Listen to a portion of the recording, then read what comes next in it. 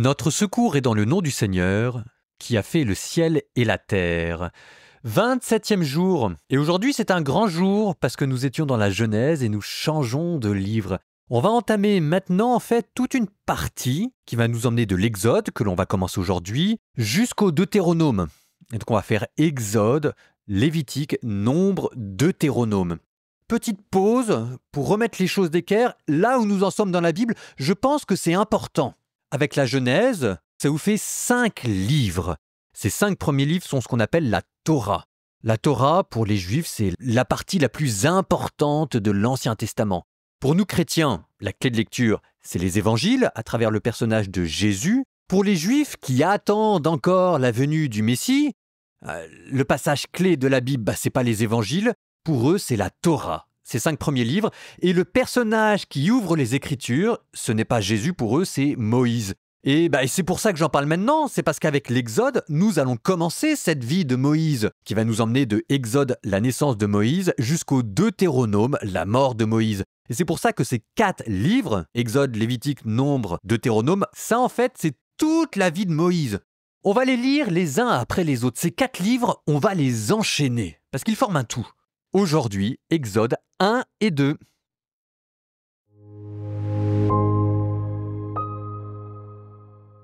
Voici les noms des fils d'Israël venus en Égypte avec Jacob leur père.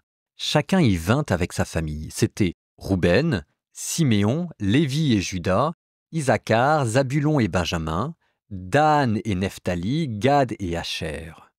Toutes les personnes issues de Jacob étaient au nombre de 70. Joseph, lui, était déjà en Égypte. Puis Joseph mourut, ainsi que tous ses frères et toute cette génération-là. Les fils d'Israël furent féconds, ils devinrent très nombreux. Ils se multiplièrent et devinrent de plus en plus forts. Tout le pays en était rempli. Un nouveau roi vint au pouvoir en Égypte. Il n'avait pas connu Joseph. Il dit à son peuple : « Voici que le peuple des fils d'Israël est maintenant plus nombreux et plus puissant que nous. Prenons donc des dispositions voulues pour l'empêcher de se multiplier, car s'il y avait une guerre, il se joindrait à nos ennemis, il combattrait contre nous, et ensuite il sortirait du pays. » On imposa donc aux fils d'Israël des chefs de corvée pour les accabler de travaux pénibles. Ils durent bâtir pour Pharaon les villes d'entrepôt de Pithom et de Ramsès. Mais plus on les accablait, plus ils se multipliaient et proliféraient, ce qui les fit détester. Les Égyptiens soumirent les fils d'Israël à un dur esclavage et leur rendirent la vie intenable à force de corvées, préparation de l'argile et des briques et de toutes sortes de travaux à la campagne. Tous ces travaux étaient pour eux un dur esclavage. Alors le roi d'Égypte parla aux sages-femmes des Hébreux dont l'une s'appelait Shifra et l'autre Poua.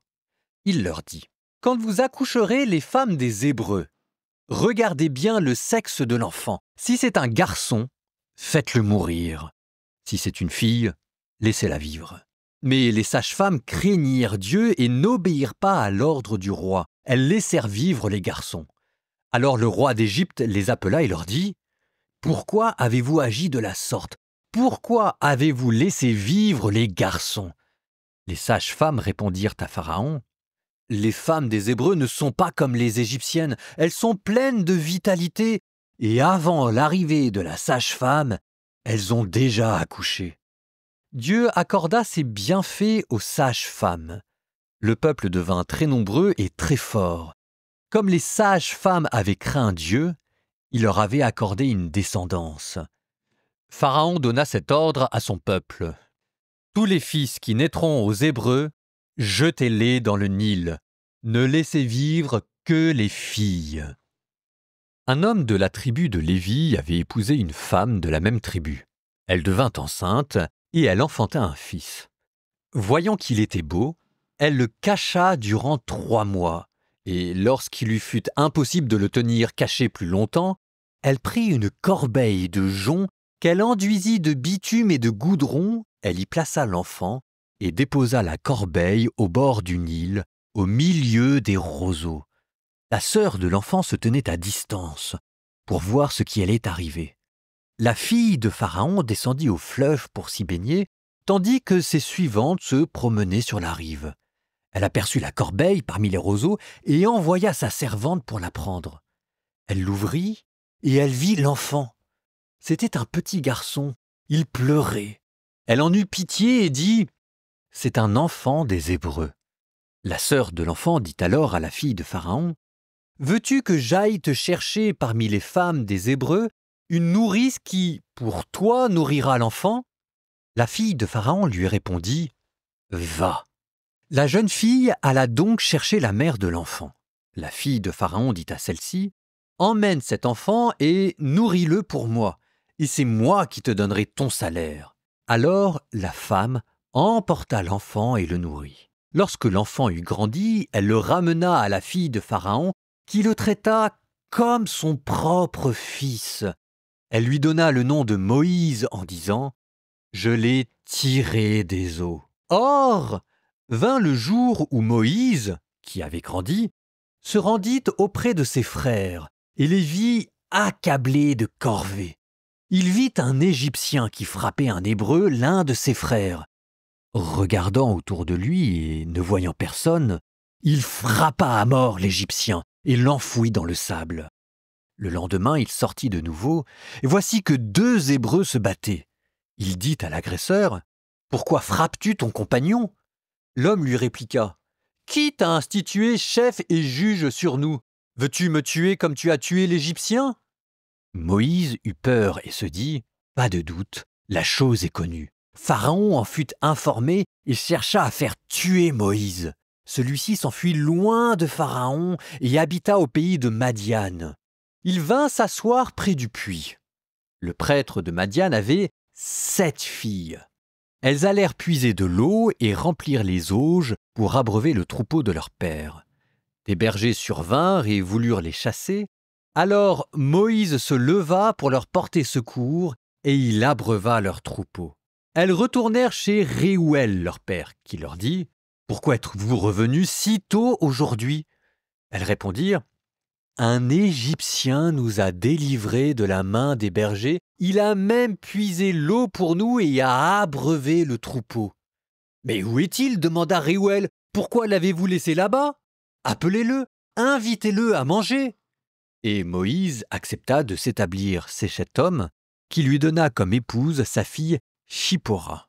Elle enfanta un fils à Moïse qui donna le nom de Gershom, ce qui signifie immigré en ce lieu, car, dit-il, je suis devenu un immigré en terre étrangère. Au cours de cette longue période, le roi d'Égypte mourut. Du fond de leur esclavage, les fils d'Israël gémirent et crièrent. Du fond de leur esclavage, leur appel monta vers Dieu. Dieu entendit leurs plaintes. Dieu se souvint de son alliance avec Abraham, Isaac et Jacob. Dieu regarda les fils d'Israël et Dieu les reconnut.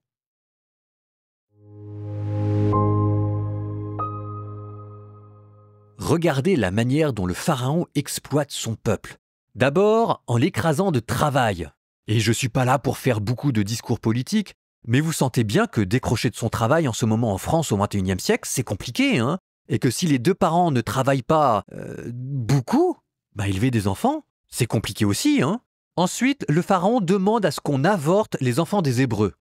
Bon, là aussi, il y a un parallèle, on va pas s'étendre dessus. Et enfin, le Pharaon demande à ce que ces immigrés, on les jette dans l'eau. Tout fils qui naîtra, vous le jetterez dans le fleuve. Et là, quand même, c'est la question des immigrés, des boat people et de tous ceux qui sont en naufrage dans la Méditerranée. Hein.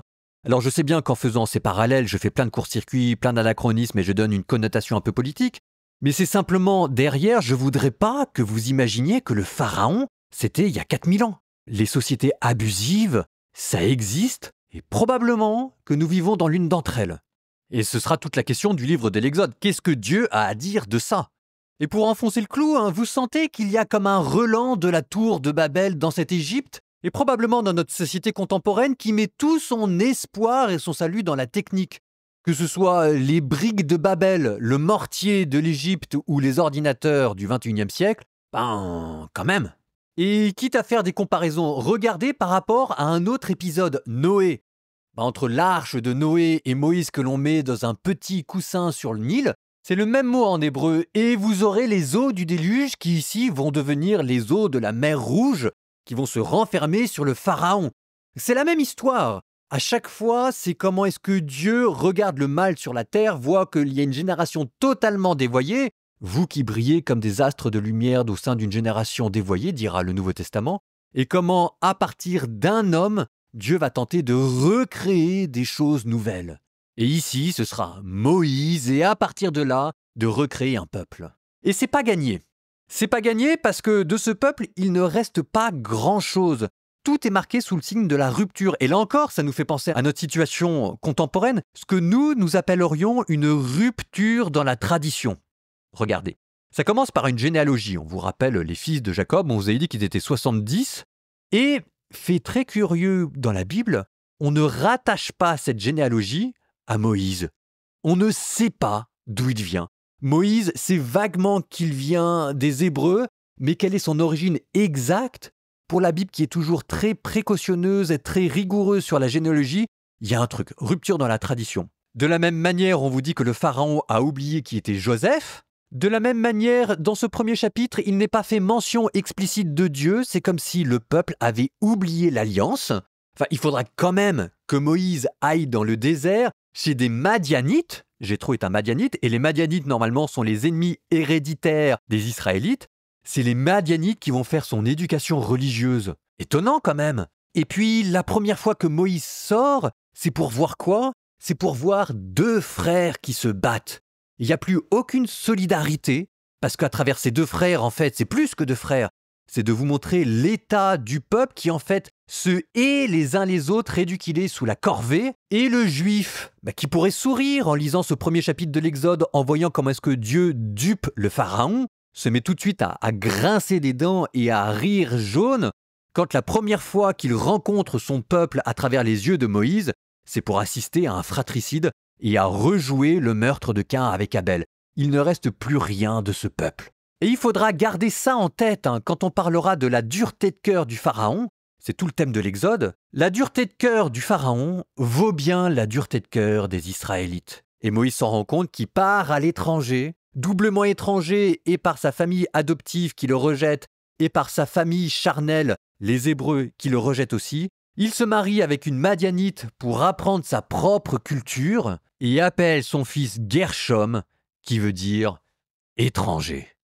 Voilà pour notre premier épisode. Étonnant quand même. Je vous propose comme transition poétique de nous tourner vers un autre livre de la Bible, mettons de côté les proverbes, et commençons les psaumes.